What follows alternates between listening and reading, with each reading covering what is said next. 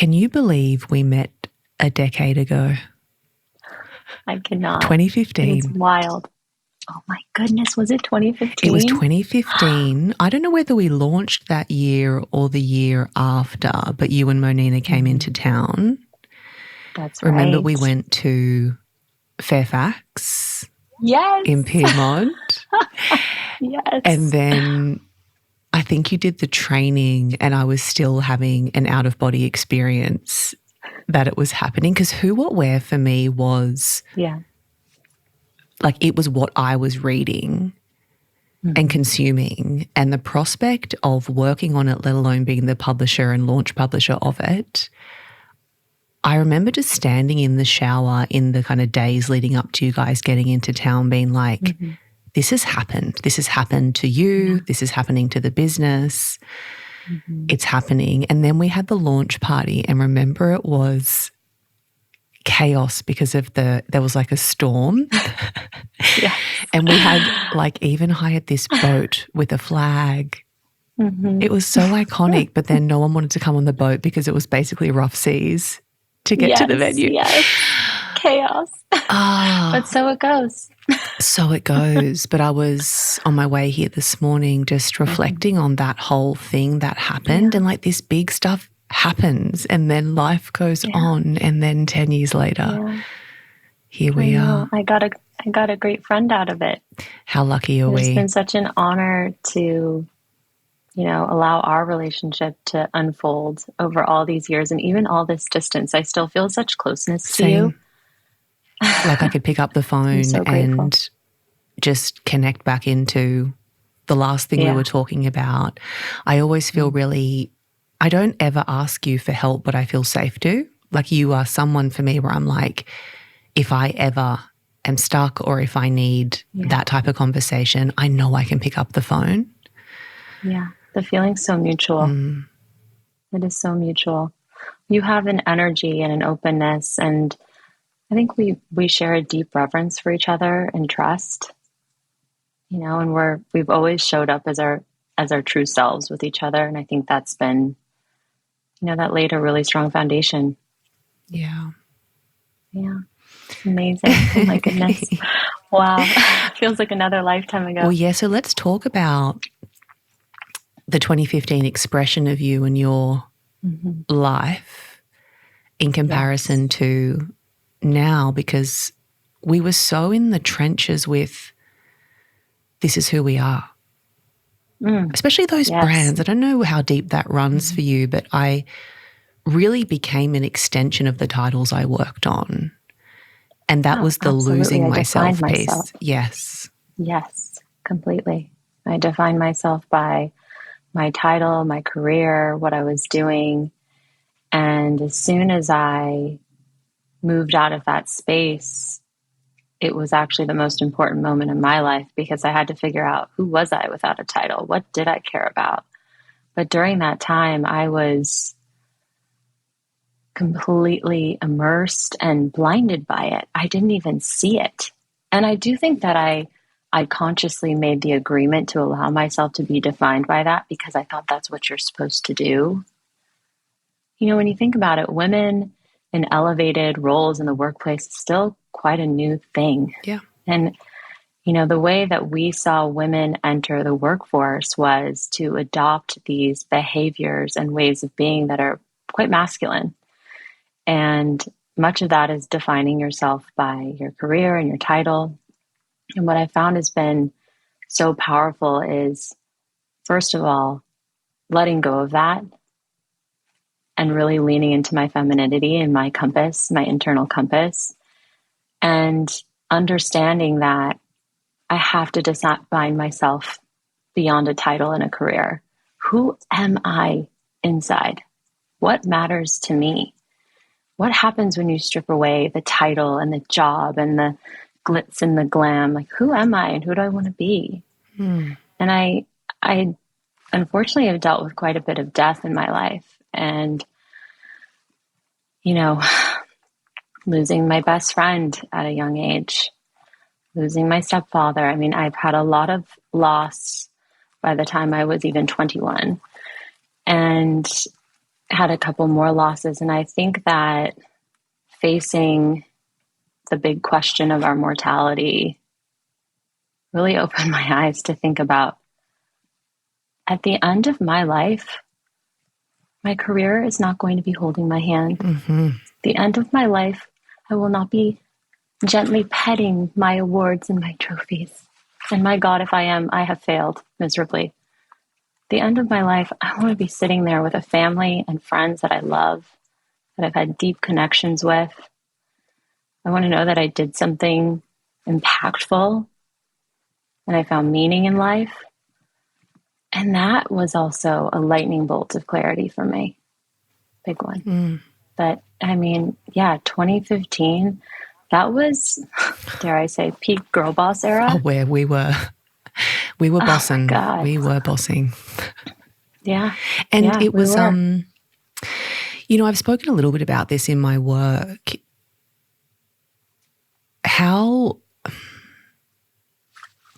Try and be delicate with it, because I feel like that girl boss era and movement brought with it a lot of progression, and there was a lot of good there.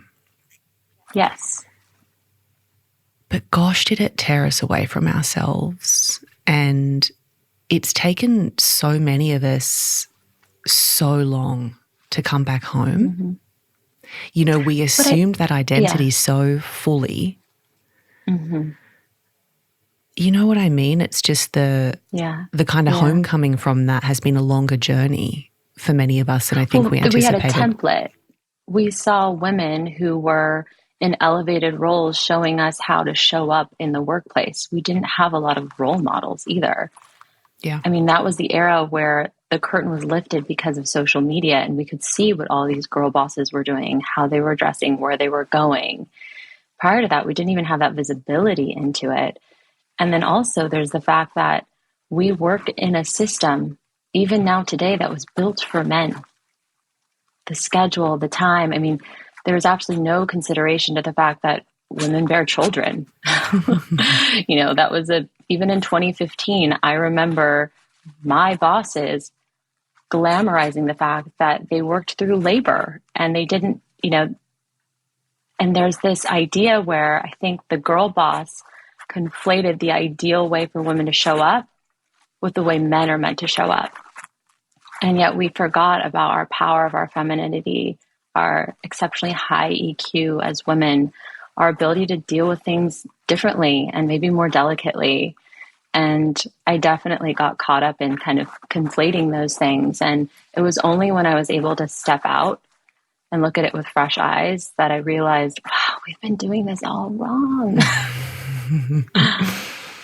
So in many ways, this sort of, I assume, becomes a sort of intrinsic or primary motivator to what you've gone on to build, whether conscious of it or not. Maybe that's not the exact story that you tell yourself or other people, or but somewhere deep inside, that is the seed. Would that be? Oh, yeah. I don't know that it's the seed, but it's something that I think about. Now that I've had this lived experience, how can I show up in a way and lead in a way that does lean into my femininity and also the wholeness of me? I don't sever myself when I show up at work. I used to. Really good at compartmentalizing if you're a girl boss. Yeah.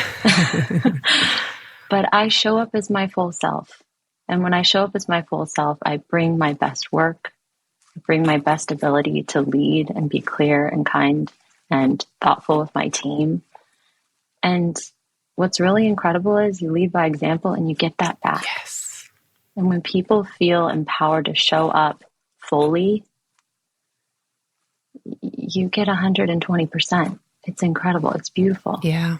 It's very powerful.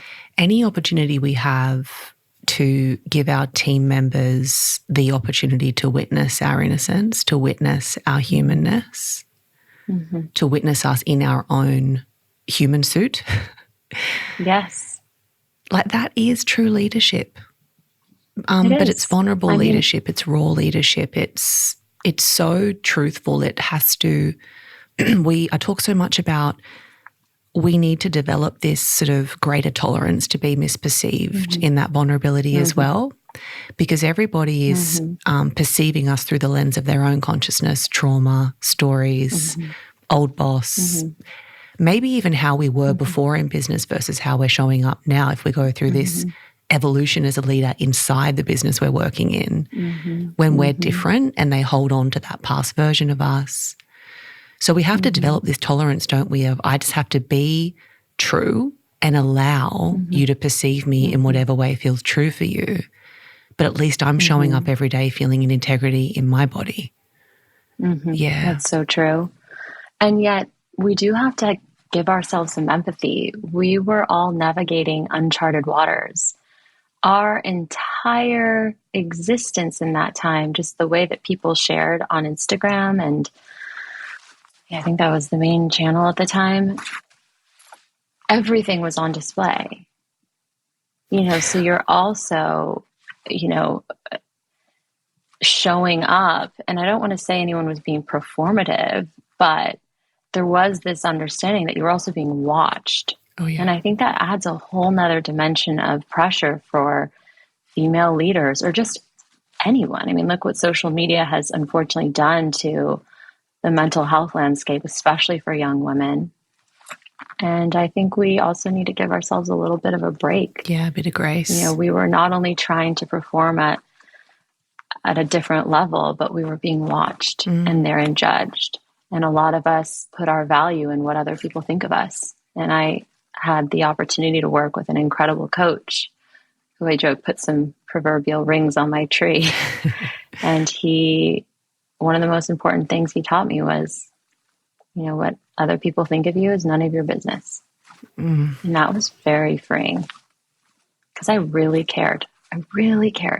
Yeah. Not from like a total people-pleasing perspective, but it was important to me that I be respected and be seen for working so hard. And, there was that dimension of it. And when I finally let go, I was like, you know what? This is great. What do you think of me? This is great. I'm free. I'm free. Wow, how liberating. As long as I am living in alignment with my values and what is right, I can rest easy and I can move through the world more peacefully, more gracefully. It was a big unlock for me. Me too. And I think a lot of women, as you navigate your 20s and 30s and move into kind of these wonderful peaks of your career, we get so caught up about what our LinkedIn says.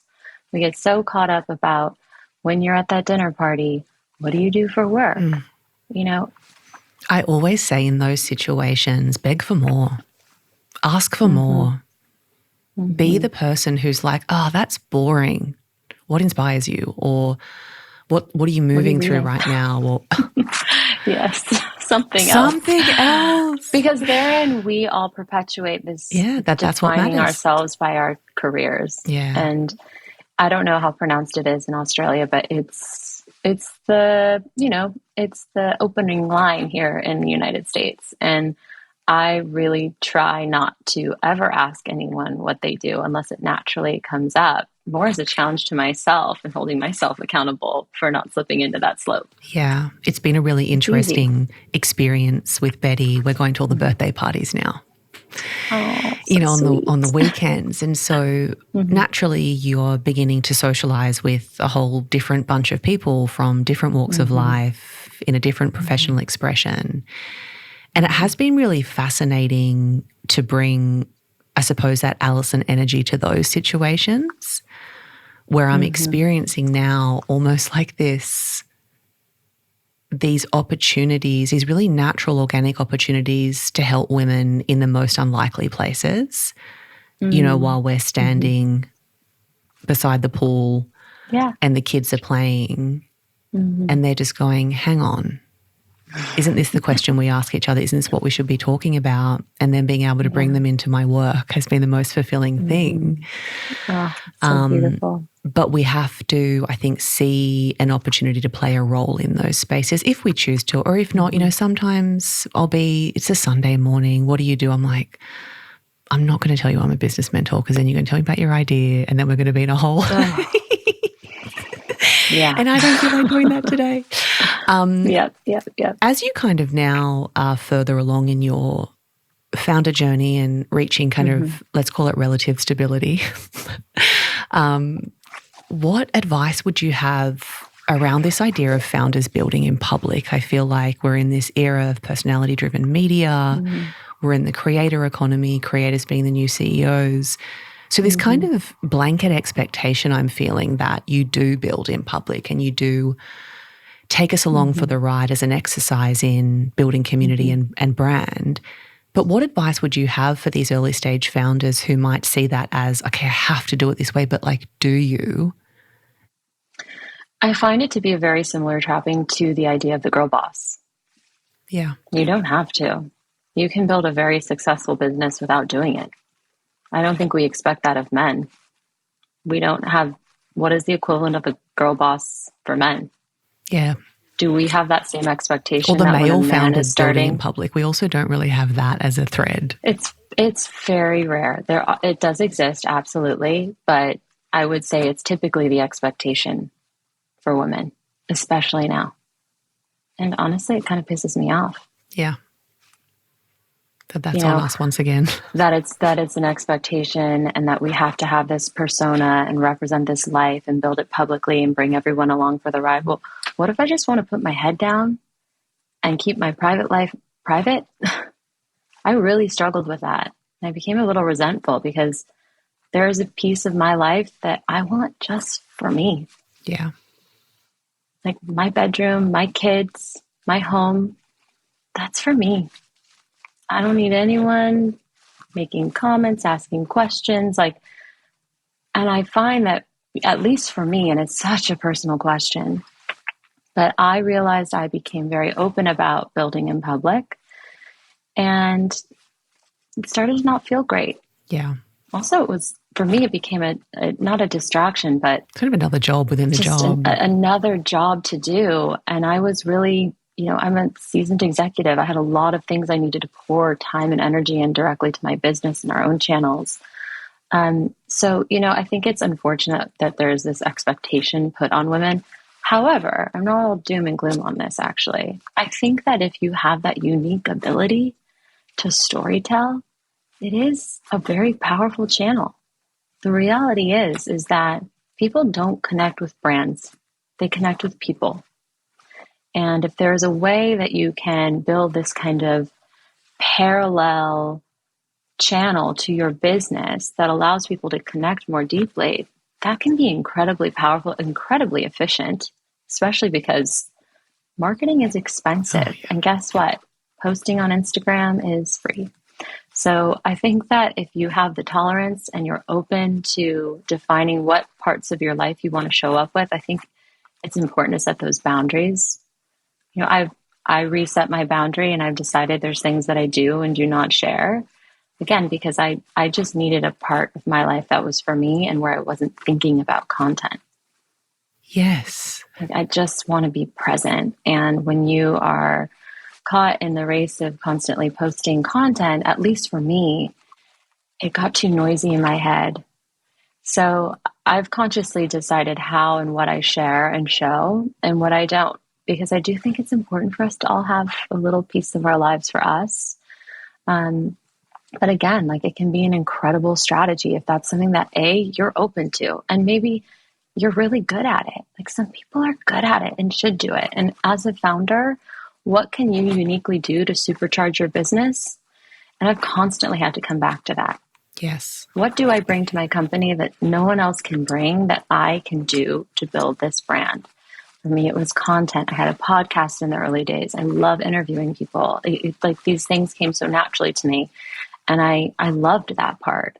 And, if I was someone that loved sharing the behind the scenes building, I'd probably do more of it. But I get a little overwhelmed when I post on Instagram. So I think you do a great job, though. I think you do. I think it's very personal. Yeah. It's very personal. But it can be a powerful tool. And I do think, unfortunately, especially in the investor community, it's an expectation. That was going to be my next question is there are obviously real live conversations that is a part of the deal now. Yeah. Yeah. I mean, if you have the right ability you have the ability to connect with people in a way through your social channels, I mean, that is very powerful. But yes, I do find that oftentimes a lot of those in the investor community, even when they're looking at brands, who is the face? Who are you connecting with? That comes up a lot. And I think it's, a byproduct of a lot of these celebrity brands. Yeah. It's been a piece of that. I mean, like, also though, it's kind of been, as old as the age of time. Like, you think back to Estee Lauder, like, she was the face of her brand. Yeah. She was at every event. She would fly across the country and be there. Like, so I think it's just been an expectation that women, because we're often put on display, which feels very timely given the Victoria's Secret runway show was last night. I didn't even realize that was on. And then I saw a post on Instagram. I was like, are we still doing that? Oh, okay. And I was like, is it like 2004? What's happening? I know, I was a little surprised by it too. But I think it's this expectation that women must perform, and it's been a part of the female leadership culture for a long time before social media. And then this also, this sort of unspoken waiting in the wings for you to fuck up as well. We love this. I don't know what happened to us and why we just wait and we we let you have your moment, but don't have a too big of a moment for too long. And then now we tear you down. And this is the cycle. Yeah. Well, I think it's a big piece of that has been shaped by the systems in which we operate that have been shaped by misogyny. Yeah. There's so few opportunities that women had to have sharp elbows. It's just been, unfortunately, it's not right. But women are also so desperate for that space, that opportunity. I think that it brings us back to this very primal competitive nature that is not healthy. And there's also this idea that it's a zero-sum game, which is very small-minded and narrow thinking. But the reality is actually a rising tide lifts all boats. We need more women making lots of money so that we can fund more female-led businesses. We can have women in decision-making roles, whether it be in the government. I mean, this is my next mountain to climb. It's got to change. I have a friend in Washington, D.C. that I do a lot of advocacy work with, and she says, if you're not at the table, you're on the menu. And when you're on the menu, you're desperate, right? So I think that, when I look at all these founders and leaders that are teared down, I think it's ultimately, there's also just a lack of opportunity and everyone's just desperate. Yeah. And that causes us to make desperate decisions and take desperate action. We're going to talk a lot about your beautiful business, but I want to first know, kind of founder to founder, what are you into right now? Like, what are you going in little wormholes on the internet around, and what's sort of stimulating you? I have been doing a lot of study looking back. I love brands. I love how brands give people a sense of identity. I think it's fascinating how we as humans use them as signifiers of who we are and what we care about and what our values are. And I've always been fascinated by that. But I fell down a rabbit hole with Estee Lauder. I secured a out of circulation autobiography that she wrote. And that opened up another rabbit hole, and I became obsessed with studying Clinique. And it just, those are the types of rabbit holes I fall in that are very tangential to my business. But what really gets my kicks, and where I spend a lot of my time when I'm not working on my actual company outside of my family and my dog, and he's sitting here. Is he? Next to me. I'm like, don't bark, Louis. He's been such a mainstay, Louis. He's such a good boy. No, I do a lot of time. I pour a lot of my heart and time into my advocacy work. And so a lot of parallel for me, and what led me there was an autoimmune diagnosis that I received when I was in my late 20s.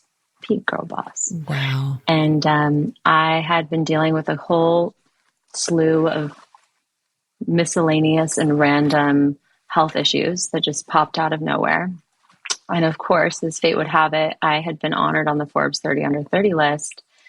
And they flew me across the world to go to this big event and be honored. I think it was a little different back then. And I broke out in shingles. Oh, dear. And I was 28 years old. That is not a normal thing.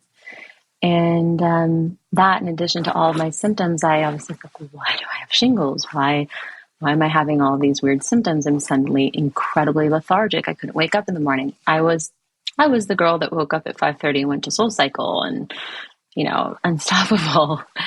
And it's like my body was just failing me every day. And so I went on this journey and I started to see different doctors. Every type of doctor, internist, naturopath, OBGYN, I'm everyone, endocrinologist. And most of them just said, oh, you're just stressed. No big deal. Finally, after dozens of doctors and almost a year of searching for answers, I was diagnosed with an autoimmune disease that was self-induced and caused by extreme stress. Essentially, my thyroid was attacking itself.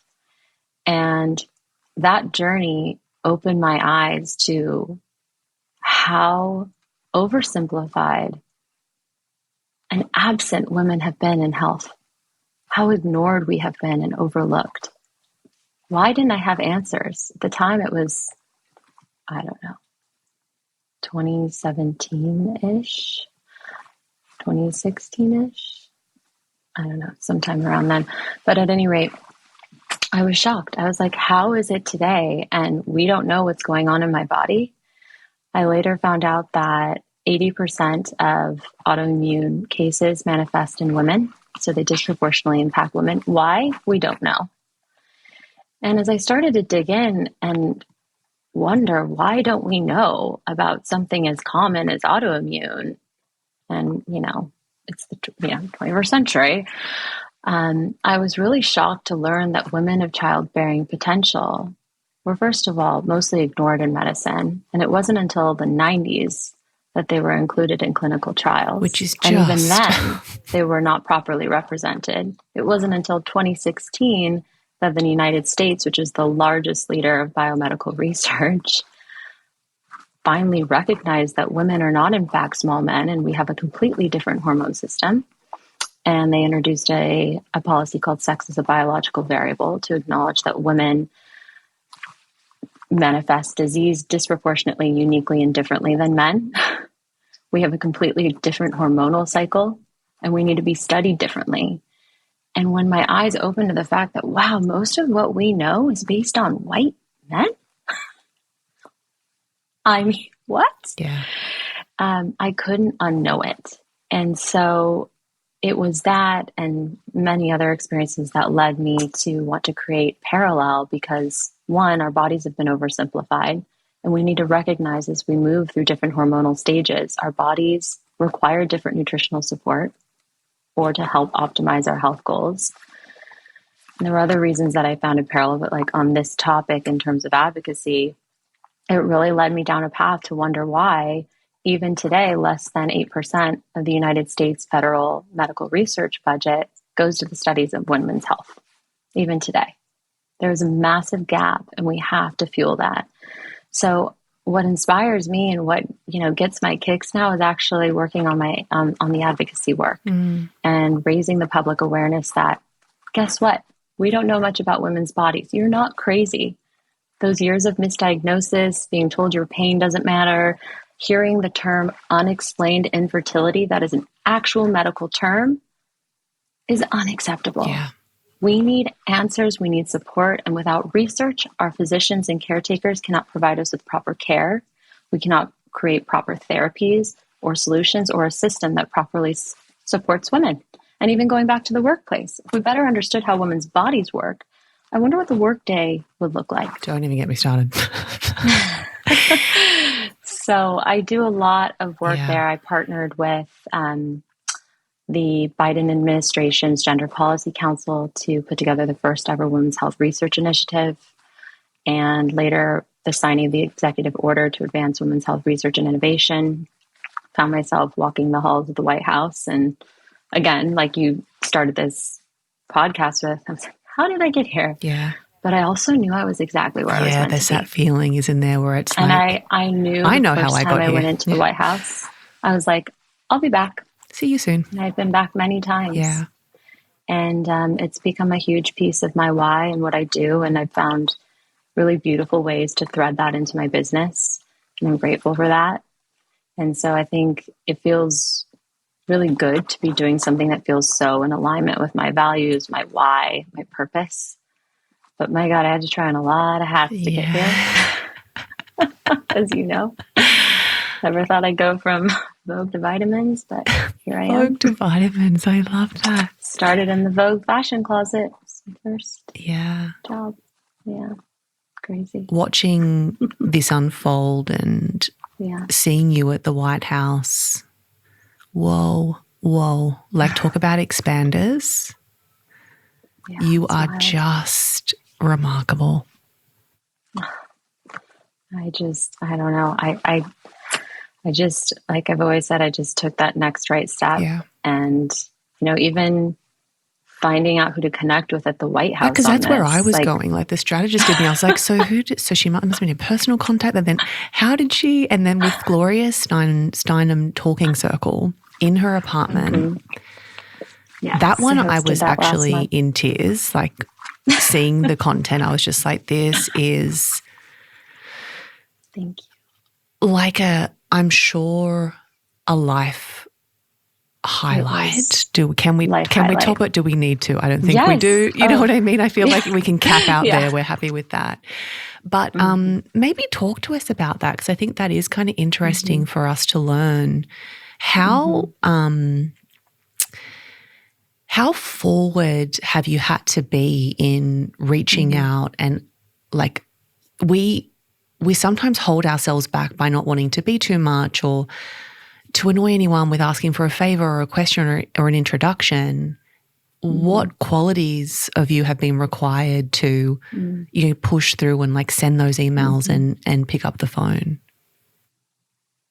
Persistence, truly. Just being persistent and understanding that a no is maybe not a no, or a no is going to lead you to maybe another yes, and to keep going and to stay focused and get creative. When my grandfather was dying of cancer, he was unable to speak, but he would sit there and write me notes. And I was applying to college at the time. And he was a very successful professor. So, it was like something we would talk a lot about. And there was a day where I was sitting with him and I was just like, I'm not going to get in. I'm not smart enough. I'm not this. I'm not that. And he wrote down, if you can't get through the door, go through the window. Be smart. And I ripped that little saying and I put it in my wallet. I was a senior in high school. Put it in my Roxy wallet with rhinestones. And when you have that little like clump of stuff in your wallet and you just transfer it to the next wallet. And I've still got it. It stayed with me until 2015. Right when I met you, actually. And I found it in my wallet and I took it out. And I've realized that has been a huge guide for me in being persistent. Be creative. Typically, the way that you're supposed to get it done is not going to be the way you're going to get it done.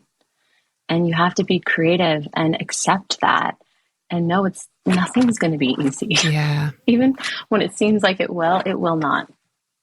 And so, for me, it's really been a guiding light for me. I actually have it framed in my powder room. Oh, beautiful. Now as a proper place. But I think of it every day because I'm not the smartest person. I didn't go to Harvard. I don't come from a pedigreed background. I am persistent. I like to think that I'm a kind and fair person. I'm transparent. And at the end of the day, I think it's that combination plus persistence that has allowed me to do what I do and what I'll continue to do. This is such phenomenal advice, the persistence piece, because we receive our first or second no, and it causes us to get back in our shell, back in our little room and close our door and say, because What this is about really is, I mean, founders, but anyone wanting to grow a network or have a larger kind of impact, it is the way we metabolize things in the body. This is what this actually is. How do you begin to steady yourself for the no's? Expect them by default. And then don't allow the no to create this story or narrative in the mind that stops you from ever asking again. Because like you're saying, no after no after no, eventually there's going to be a yes, but you'll never get to that yes if you don't traverse the no's. We got over 100 no's when we were raising for Perelel. Over 100 no's. It does not feel good. This is a sad day on your 98th no. Let me tell you that. It is. But you have to dig so deep and have such strong conviction and persistence, and you'll get there. Yeah. And I reflect on a quote that also guides me a lot in life, which is a quote from Bruce Lee. Have I ever shared this with you? I don't think so. Wisdom from the most unlikely of places. Bruce Lee has this wonderful quote about, be like water, my friend. Water is shapeless. It can shapeshift. And think about it. Like, just take 1 minute to think about how amazing is water. You can surf on it. You can drink it. You can cook with it. You can freeze it. You can ski on it. Water can move around anything. Think about some of the most powerful forces on earth. Water. But water is wildly flexible and nimble and shapeshifts.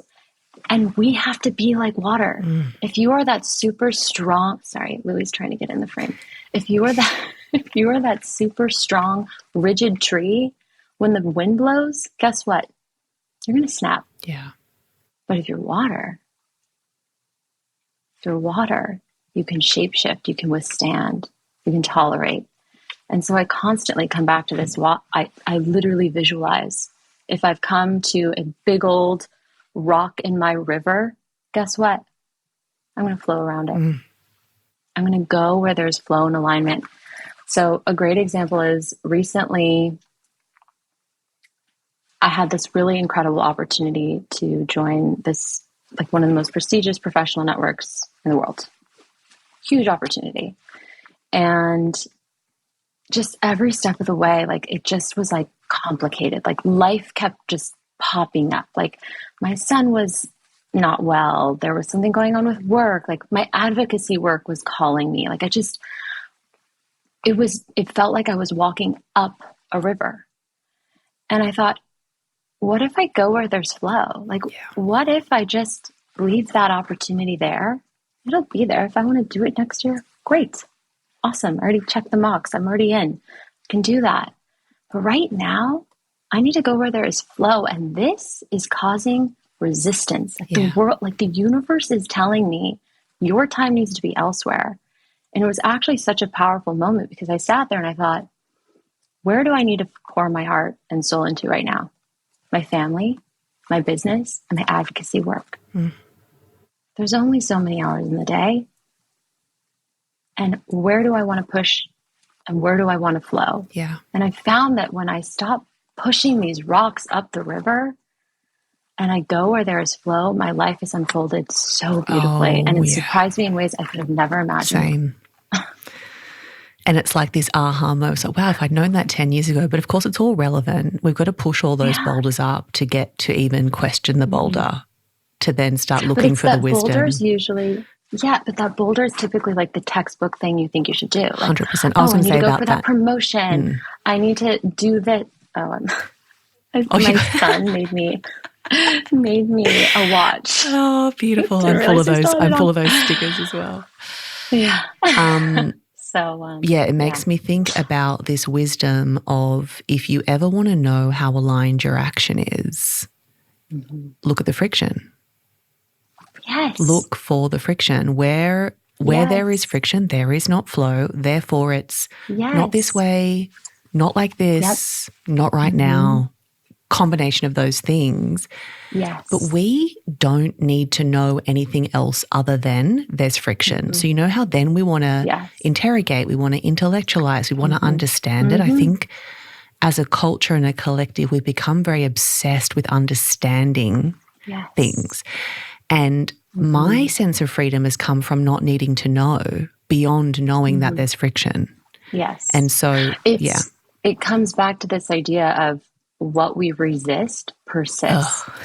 And it persists in ways of continuing to ruffle your feathers, continuing to create tension and friction. And when we let go of that again and you find that flow, you're free. Yeah. But there's another ingredient that I think is so critical when we talk about. It's presence.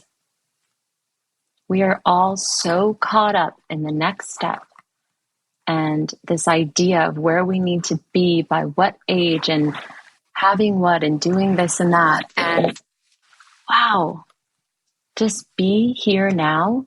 It's literally all you know you have. It's sorry to get so deep, but it's true. I mean, we all share mortality. Yeah. And hopefully we get to live a nice, long, beautiful life. But all we know for sure is that we have this moment we're in.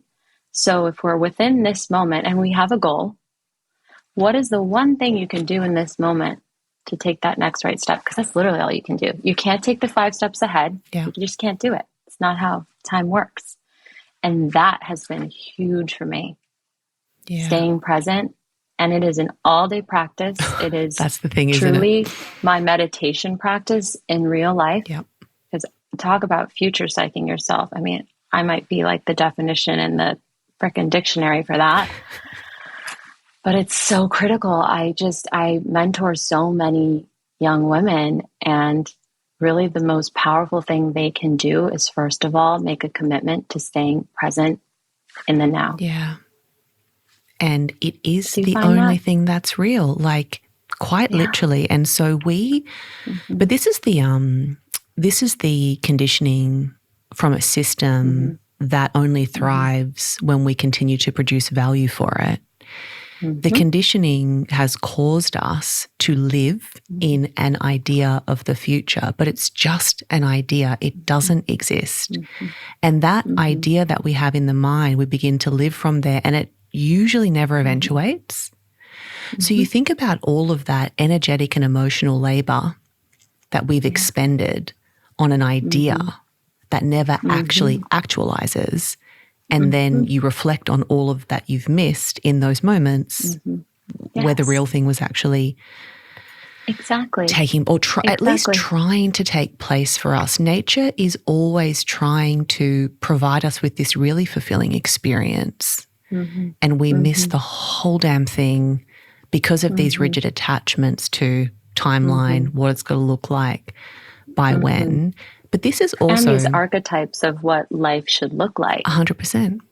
At certain moments. Yeah. I want to talk to you about brand as a tool for advocacy, because it's something that you've done. And now that I'm kind of learning a bit more, it almost sounds like retrospectively in that you found ways for the brand to advocate on behalf of something bigger. But completely. What are the kind of ingredients or elements of a brand that is steadied and readied to advocate for something? I kind of want to get into brand architecture and this world building aspect of all things. Like not any brand can just, or any brand can, but will we care? That's the thing. So, well, will it be authentic? And by the way, not every brand should. Yeah. And there is a delta. There are brands that can make you feel and give you a sense of place and identity and community and help you express. And then there are brands or companies that are utilities. Yeah. I don't think AT&T needs to be an identity brand. They just need to be trusted that they're going to get your phone call from A to B and provide you with quick internet. Like, there are different types of brands and different types of consumer subsets that you're focusing on. For us, we knew that entering this category, specifically supplements, a category that has historically been shrouded in skepticism, snake oil salesman. I mean, think about all the claims you've seen on a vitamin bottle. It's scary. And also a lack of warmth. Like, where's the humanity? You're creating something so intimate for my health, and I'm just spoken to like a cog in the wheel. It's the blue and white medical world, isn't it?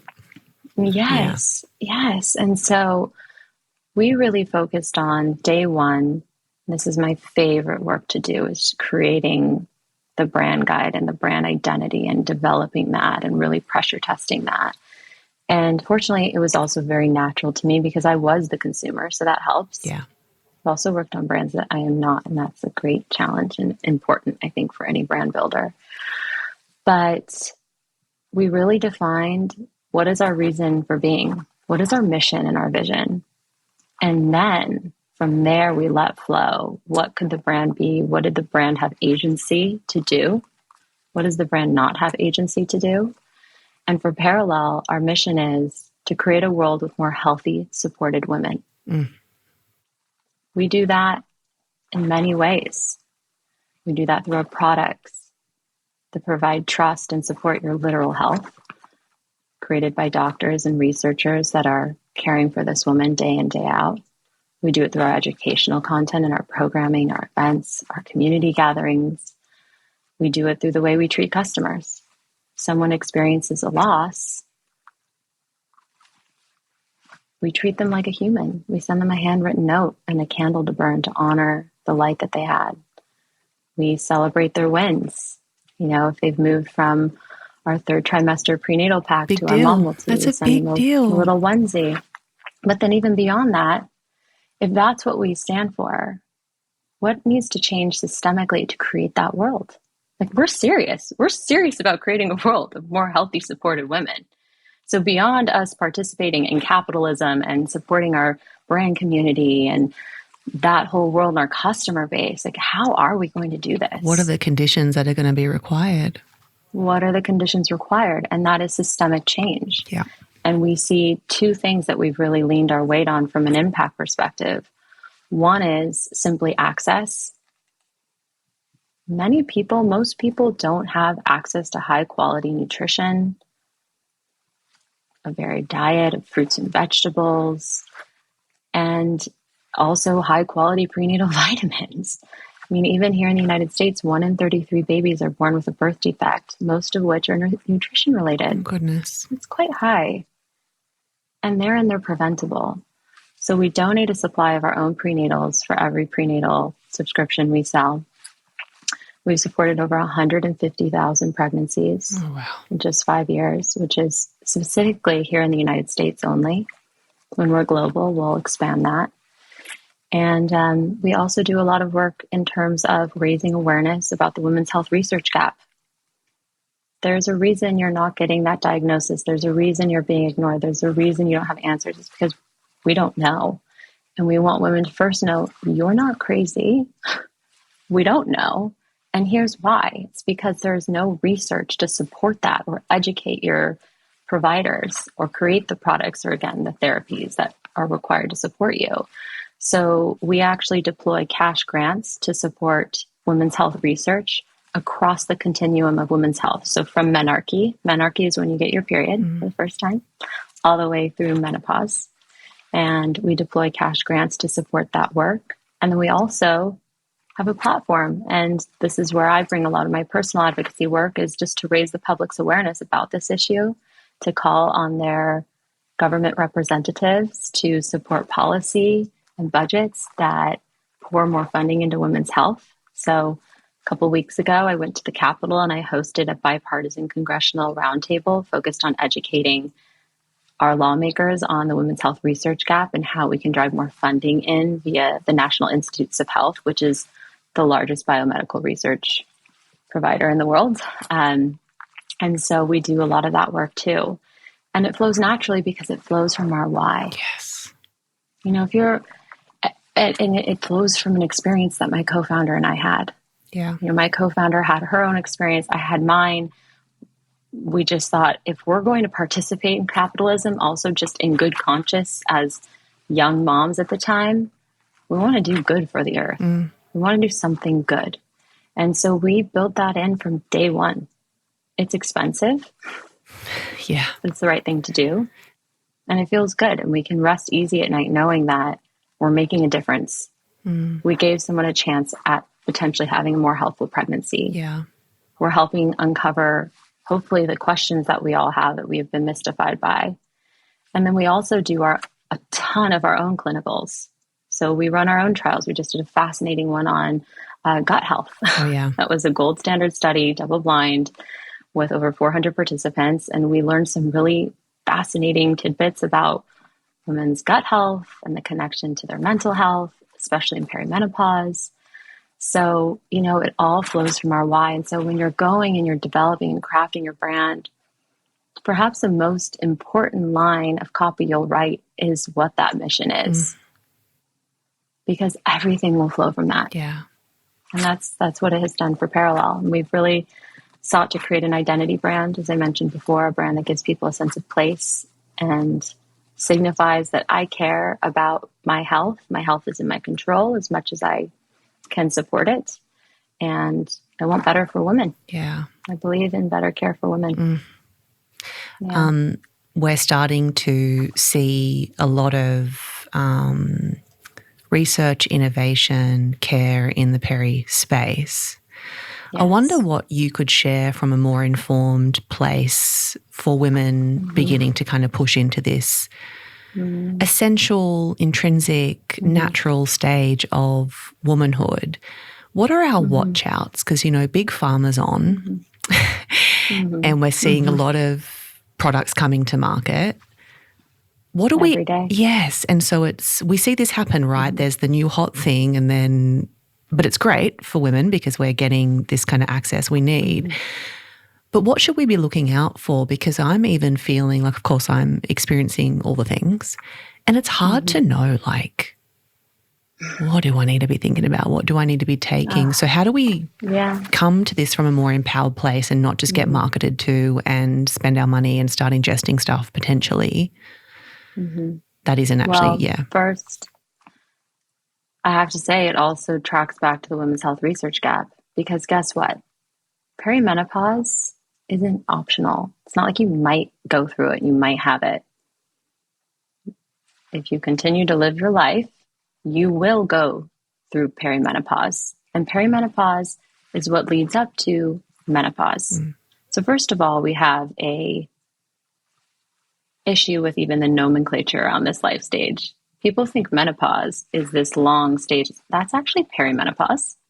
Menopause is one day of your life. The one day in your life you haven't had a period consistently for 12 months.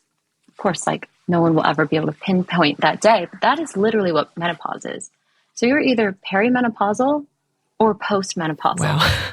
So first of all, let's just educate ourselves on what we're talking about. Self-identify, yes. Secondly, this is something women have gone through as long as humans have been on Earth.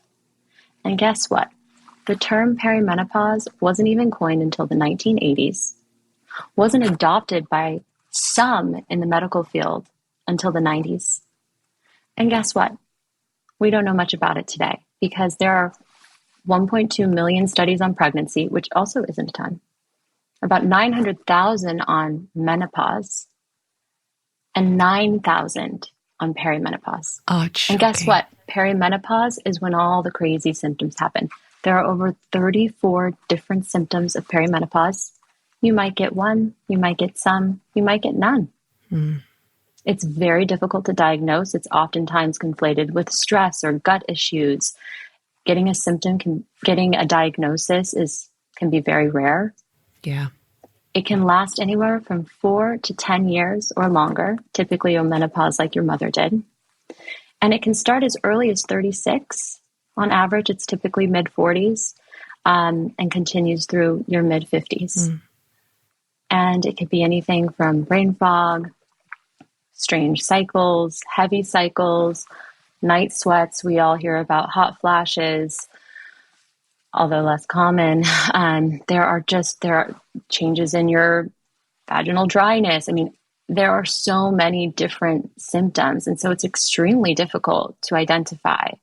But there is this notion that when you are in your mid 40s, your body is going to inevitably start changing and you need to start supporting yourself differently. Earlier, that's the thing, isn't it? Earlier, because it is truly the foundation, the bottom of the pyramid, and your health from your mid 30s to your mid 40s is a huge long-term investment in your future health.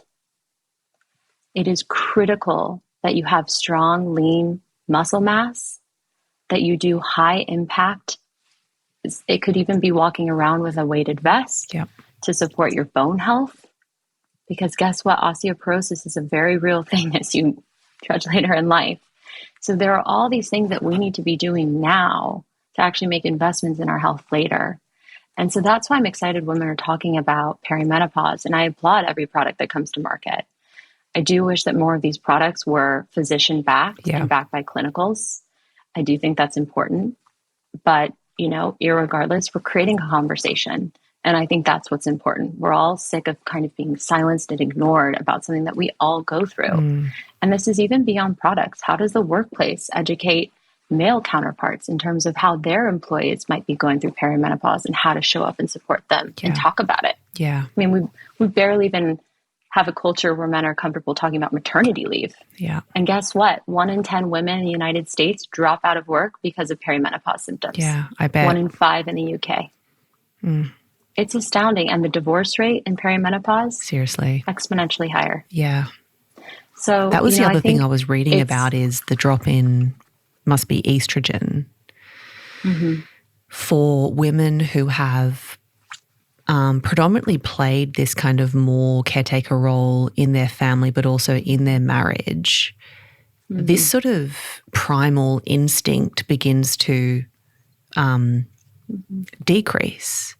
And so you've got your partner, if you're in a heterosexual relationship, who's going, wait, why isn't she tending to me as much as she did? Why isn't she sort of making my life feel as soft and easeful as it used to? Because we are literally becoming more distant from seeing that as our role. And so it's like, of course it's going to affect the dynamics and the emotional texture of your relationship. I know for me, I didn't know whether it was a post-Betty thing, but now realizing it is actually peri with my bleed. It is 1-2 days max and it's ferocious. So I've always been the girl who's been able to be like, I got my period, it's not a big deal. Like, that girl. Yeah. And then now just having this completely different experience where I mean, of course there's the pain, there is the volume of blood, the consistency of the blood clots, which I've never experienced before. Yeah.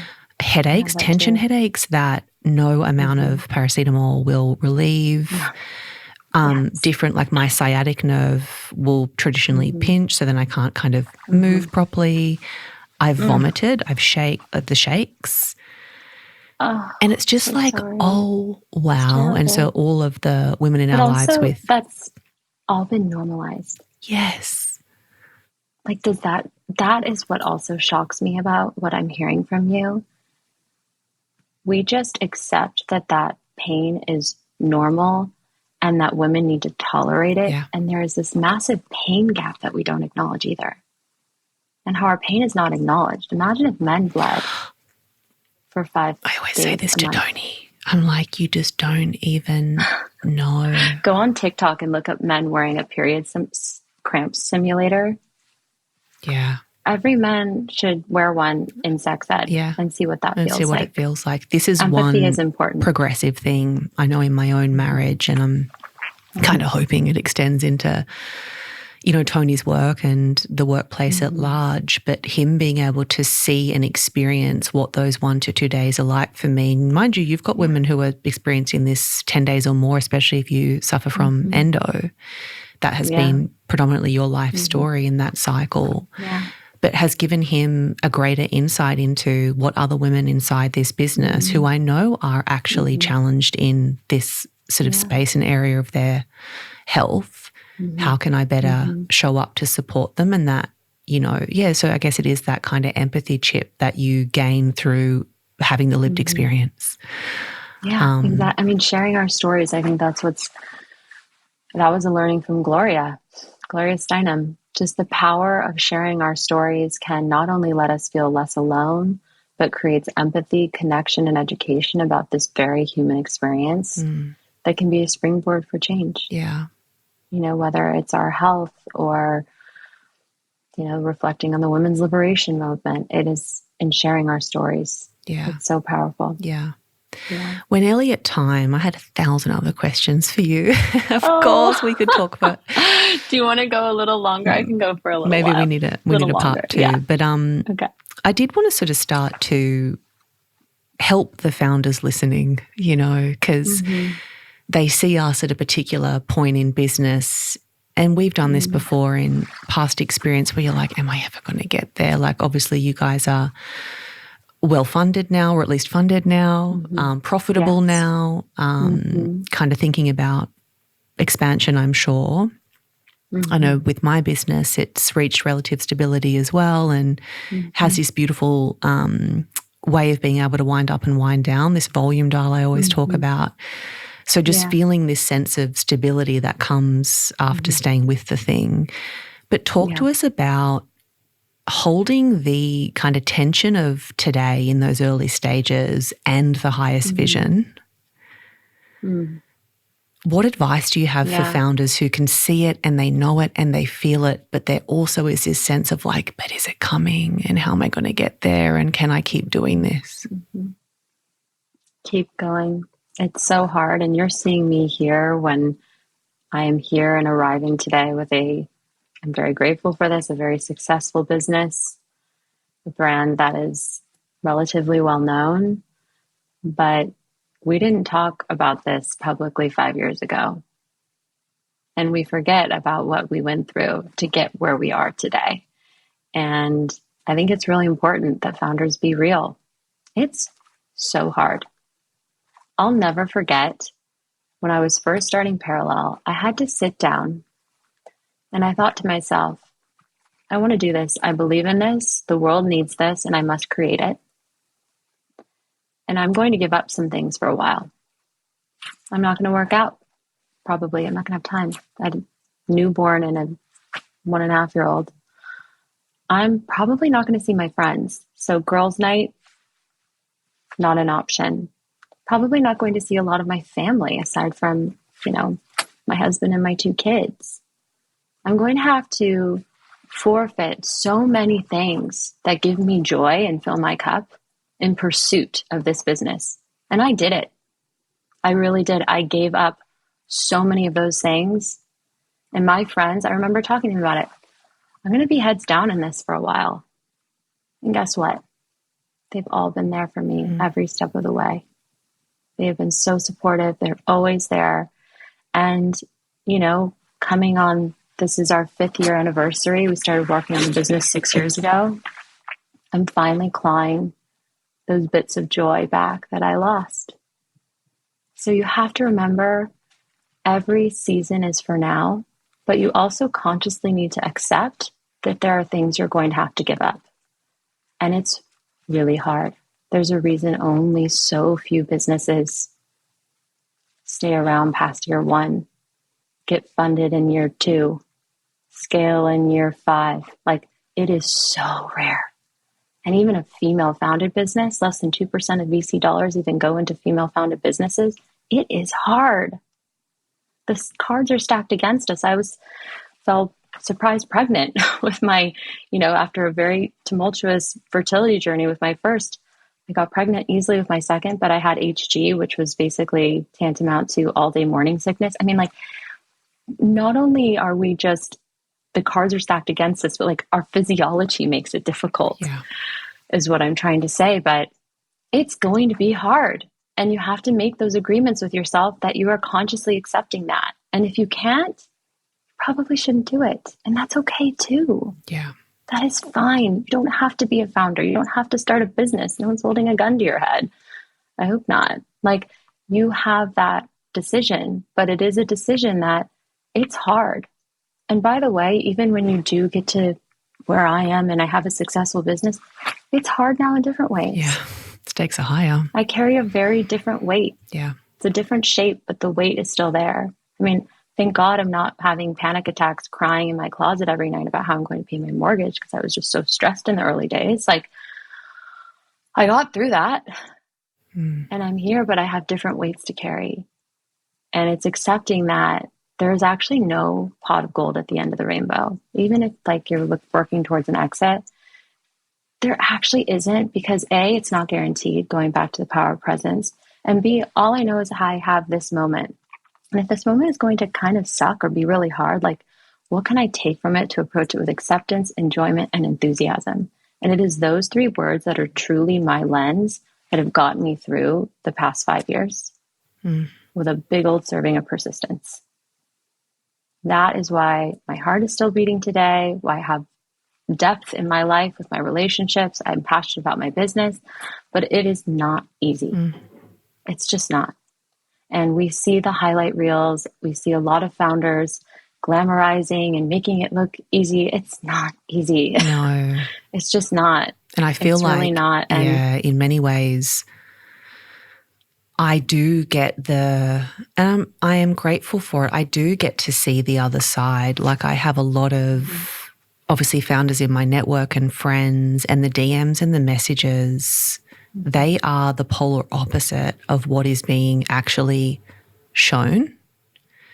I find, especially around money and finance and sort of funding and debt, and just because it looks a certain way, let me guarantee you that what is underneath the hood and what that person is actually holding in their body and moving through every day, you would not wish it upon your worst enemy. I mean, that's why I'm transparent about it. Yeah. I'm so happy to share all the nitty gritty around the finances piece behind starting a business, because no one talks about that. I didn't actually know until you were in our off session the other day that the year one marketing budget was $10K and that was your money.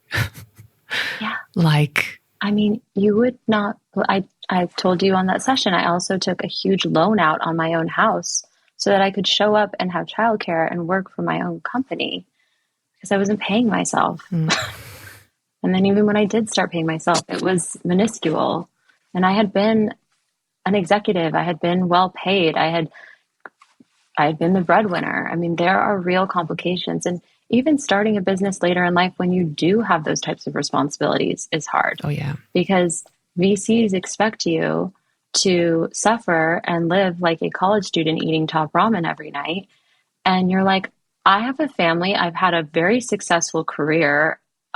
You know, like, how do we make this work? So there's actually like some tension that I think people don't also talk about starting a business after you've actually had a successful career, because so many of these dollars are going to, and rightly so, that's incredible for innovation, to young people that don't have the same type of stakes as older executives. But here's the thing on people starting businesses later in life, we're also de-risking because we know how to participate in a company, how to lead a company, how to be an executive. And guess what? That's something you can only learn with time. Yeah. So I actually believe that it's a strength, but it's also a watch out and something for people to know and to continue to fight for your worth and know that it can be a little harder. Just a little bit. Yeah. Just a little bit. Talk to us about where to from here with the brand. I mean, I have to say this on record so you can't get out of it. You come to this country, I'm helping you launch it, okay? So we are agreed. Yes, deal. Do not call anyone else. It is me. Like, we've done this before. We've done this before. We will do this again. But talk to us about the ambition for the brand as it stands today. Yeah. Perelel will be a global brand for women's health that is synonymous with creating trusted products for every nuance and moment of our hormonal journeys. A brand that you can turn to and know that, oh, I just got diagnosed with PCOS. I know I can trust Perelel and their team of incredible physicians to provide me with a product that is going to support me and hold me and also educate me. And I know that Perelel will be here long beyond me. Yeah. I hope it's a brand that my daughter is proud to share. And I hope that she finds passion and her own way around the advocacy work. And I think in tandem with that, it's also pushing forward the work I do on the advocacy side. Mm. You know, first America, and then we got to solve for the world. You know, this is not just an issue that is isolated to first world countries. I mean, it is unfortunately something many, every society bears the weight of. So, you know, beyond Perelel, I hope there's also a legacy of impact, and that Perelel is also synonymous with creating a better world for women where they're healthier and more supported. Mm. And I think it'll unfold in ways, again, that I can't even imagine now. Yeah. I think so much about, you know, you think about little Stella and little Betty. Mm. Yeah. Oh, gosh, what a rich moment that's going to be, where I can sit with her when she's in her 20s or her 30s and she's discovering that mum had this body of work. Mm-hmm. And it's so important. Yeah, and just you have to see that representation matters. Yeah. And also knowing it's possible. Yeah. They're going to be so proud of us, those girls. Yeah. I know. Yeah, Betty was in the studio girls. The other day, and I've got the Executive of the Year, a Publish Award that I won on exit. Yes. So I won it the same month I finished work, I think it was, while I was secretly 8 weeks pregnant, which was the babe I lost, the first one I lost. My God, what a time. And my God. When I moved into this space, I had all of that packed away because I was like, it ain't about that. Like, you know, I really discarded that chapter in many ways. I just kind of washed myself of it and started anew. Gosh. But as I was beginning to go to the boxes I've got in the corner over there and pulling some more things out and putting them on display, developing a new relationship with that award and kind of really sitting in that expertise, it's something that I haven't brought to the front, but I am more now. It's kind of like I'm reestablishing the respect and the pride. But she was in here the other day and she knew it was an award. It's one of those ones that doesn't really look like an award. It's just like a funny shape. And she was like, Mummy, you won a trophy. Oh, sweet. Yeah, and I just sort of like sat down with her and I picked it up and I sat down with her and I was like, you're at that, I know she's at that age now, nearly 5, where we're having these chats. And I said to her, like, I want to talk to you about where this came from and what it's meant for Mum and kind of how it's gotten me here. And she's so sweet and she just kind of had her hand on my hand, stroking my hand. I was like, oh, my baby girl. It is. So just, that grace for myself in that chapter. And that was a really big deal. And I didn't let myself feel it at the time. But now I'm like, fuck, you were compelling and powerful and programmed to be humble. Women are not allowed to celebrate their wins. Yeah. We're just not, because the fear of other women tearing us down. It is not ladylike. It's bravado. And that is also something I've had to retrain myself on. And you're inspiring me to revisit some of my plaques and maybe hang them up. Hold them. Not that they define me, but I earned those. God damn, we did. Yeah, we did. We earned them. You and me on those bloody calls. I remember you were my 6 a.m. Yeah. I have my first long black. Bright and early. Get on the call with you. And then final question. Yeah. Had all these great questions. We've had a great conversation. I never need them. I always have to remember this. This podcast, this body of work started as this exploration of who we are outside of what we do, this very kind of thing we've been moving around today. And how do we start to put some distance between what we do for a living and how we show up in our lives, but this big piece on how we want our lives to feel. So this has sort of led to me really getting into this idea of true self-success and now kind of cultivating this idea of this little rich, sweet, potent, present life. Talk to us about that. Are you living it now, or is there still some threads that you're pulling to kind of get there? I always thought I had to arrive there. It was in the future, just out of my reach. And I have a notes app on my phone where I write lessons and meditations and things that I want to manifest in my life. And I wrote down the life I wanted. And every single morning through those early years of Perelel, I would sit and read it and really visualize it. And I had a moment where I had been just suffering so much through just the plight of starting a business and life and COVID and all the things. And my husband said, you can live that right now. I was like, how? I don't have the things. He's like, strip it down. Take out the things and think about what you do have, and you'll be surprised. And I just started to look around my life. I'm like, I'm living the dream. I am. I don't have the most money in the world. I don't have all the things. Like, that doesn't matter. I have an amazing partner. I have 2 young, incredible, healthy kids. I have a family that loves me and supports me. I get to build this business. I get to be alive today. I get to take my dog for a walk and enjoy some nature. Like, I'm living the dream. I'm just here today. Don't know how long I'm going to be here. And it was like this switch in me. And I look at that manifestation now of what I want in my life to be. I'm like, I have it right now. I have a home over my head. I get to feed my kids every night a beautiful, nutritious dinner. Like, it's really quite simple. Yeah. It doesn't matter about the bags and the stuff.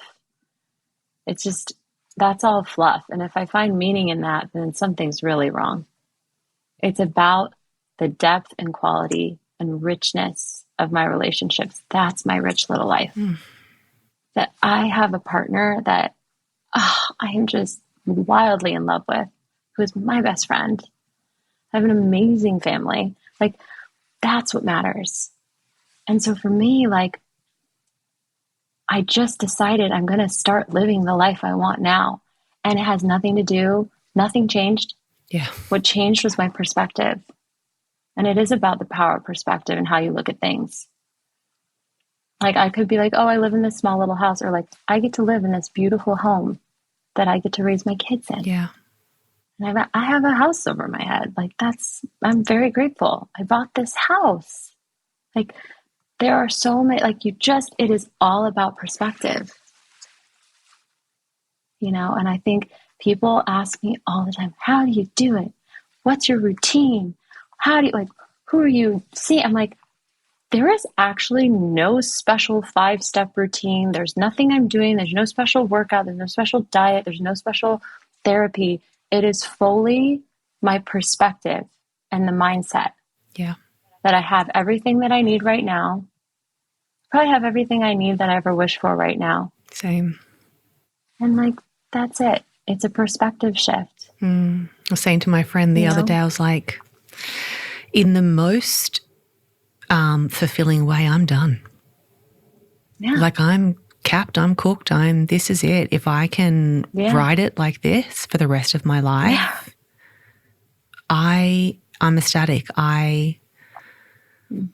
This is it. Like, you know, Eckhart Tolle once said that, in so many words, much more eloquently than this, but unhappiness is wishing for what you don't have. Beautiful. Well, that's our close. Right. I wanted to just tell you I love you. I love you. I'm so proud of you. You are so amazing. And I admire what you've created and what you've built. And it is so hard. And look what we've done in 10 years. You make me cry. It's just like, there's only certain people who like really know and get it, you know. Yeah. And you're just one of those people where you just know the whole breadth and depth and just knowing, like I said at the beginning, just we're always just there. Yeah. Just there. And we're not alone. Yeah. God, I adore you. Oh, I've been holding those back the whole time, actually. It's been so weird. As soon as you came on, I was like, oh, shit, I'm emotional. Yeah, I'm just really proud of you, and I'm always in awe. I'm always in awe. I'm just like so like, whoa, so mutual. The feeling is so mutual. And thank you for buying my merch quietly. You always do that. Oh, of course. Like all of a sudden I see a little order from LA. I'm like, there she is. I love that shirt. I wear it all the time. I'm so glad. I also wear your original offline sweatshirt. That sweatshirt just gives and gives and gives. Like it's truly the best. I should bring that back all the time. You should bring it back because everyone in LA asks me, where did you get this? Yeah, like from my little friend down under. You're amazing. But look what you did. I know. You did it. I know. You did it. And I really bloody have done it now. You know what I mean? Like I've done it. This really is it. And the brand and business moves and evolves in this really fulfilling way. And it's just this feeling of done. Little life. I do. I mean, that's it. Yeah. That's it. And I think we're both proof that you can create it. Yeah. You can create it right now. Oh, I love you. I love you. Love you. I wish I could give you a hug. I need to visit you. I'm going to turn this off. Stop recording.